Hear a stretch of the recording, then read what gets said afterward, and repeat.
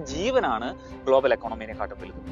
ഇനി ഇതിനെല്ലാത്തിനും പുറമെ അവർ നശിപ്പിച്ച LNG പ്ലാന്റുകളും ഓയിൽ പ്ലാന്റുകളും എല്ലാം തിരിച്ച് പഴയ പോലെ ആക്കണമെന്നുണ്ടെങ്കിൽ it will take months or years. India crude oil import ചെയ്യുന്നു, നാട്ടിൽ അവൈലബിൾ ആയിട്ടുള്ള റിഫൈനറീസിൽ വെച്ചിട്ട് ക്രൂഡ് ഓയിൽ റിഫൈൻ ചെയ്യുന്നു, പെട്രോളിയം പ്രൊഡക്ട്സ് ഉണ്ടാക്കുന്നു, സ്വന്തം ആവശ്യത്തിന് യൂസ് ചെയ്യുന്നു, ബാക്കി എക്സ്പോർട്ട് ചെയ്യുന്നു. വെറാസ് ന്യൂസിലൻഡ് പോലെ ഒരു രാജ്യം ക്രൂഡ് ഓയിലുമായി ഡയറക്ട്ലി ഡീൽ ചെയ്യാണ്ട് സിംഗപ്പൂരിൽ നിന്നും സൗത്ത് കൊറിയയിൽ നിന്നും ഓൺലി റിഫൈൻഡ് ഓയിൽ പ്രൊഡക്ട്സ് വാങ്ങുന്നു. ഇനി ഒന്ന് ആലോചിച്ച് നോക്ക്, സ്ട്രൈറ്റ് ഓഫ് ഹോർമുസിൽ നിന്നും ഒരു കപ്പൽ അതിന്റെ ഡെസ്റ്റിനേഷനിലെത്താൻ 2 to 3 വീക്സ് സമയമെടുക്കും. ഈ യുദ്ധം തുടങ്ങുന്നതിന് മുമ്പ് സ്ട്രൈറ്റ് ഓഫ് ഹോർമുസിൽ നിന്നും വിട്ട അവസാനത്തെ കപ്പൽ ന്യൂസിലൻഡിലോട്ട് വരാനുള്ള ഓയിലുമായി വരുന്നതായിരുന്നു എന്ന് കൺസിഡർ ചെയ്യുക. അതായത് ആ കപ്പൽ അവിടെ നിന്ന് 2 to 3 വീക്സിനുള്ളിൽ സിംഗപ്പൂർ എത്തും, അവിടെ നിന്ന് refined oil products another 2 to 3 വീക്സിനുള്ളിൽ ന്യൂസിലൻഡിലെത്തും.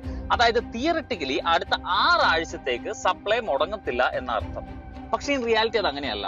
ഇത്രയും വലിയൊരു സപ്ലൈ സ്റ്റക്ക് ആകുമ്പോൾ ഓയിൽ റിഫൈൻ ചെയ്യുന്ന രാജ്യങ്ങളും അത് എക്സ്പോർട്ട് ചെയ്യുന്ന രാജ്യങ്ങളും അവരുടെ എക്സ്പോർട്ട്സ് ടൈറ്റൻ ചെയ്യും.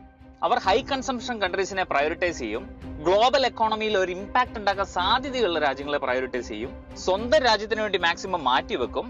അപ്പൊ അങ്ങനെയുള്ളപ്പം ന്യൂസിലൻഡ് പോലുള്ള കൊച്ചു രാജ്യങ്ങൾ പ്രയോറിറ്റി ലിസ്റ്റിൽ താഴെ വരാൻ സാധ്യതയുണ്ടെന്ന് അർത്ഥം.